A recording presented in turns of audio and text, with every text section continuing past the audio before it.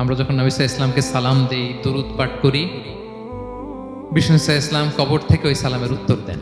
উনি উনার কবরে এখনো জীবিত অবস্থায় আছেন, হায়াতুন নবী। তবে আমরা এখন যেরকম জীবিত এরকম নয়, বারজাকি জগতের জীবিত।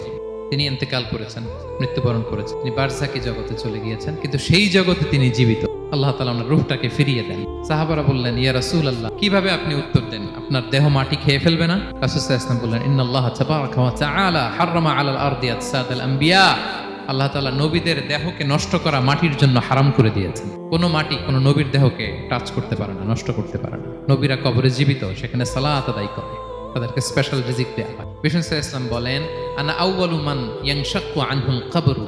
কিয়ামতের দিন ময়দানে মাহশারে, হাশরের ময়দানে সর্বপ্রথম আমি কবর ফুঁড়ে উপরে উঠে দাঁড়াবো। এবং হাশরের ময়দানে উনি কোথায় দাঁড়াবেন? ওনার জন্য একটা স্পেশাল জায়গা থাকবে, জায়গাটার নাম হচ্ছে মাকামে মাহমুদ।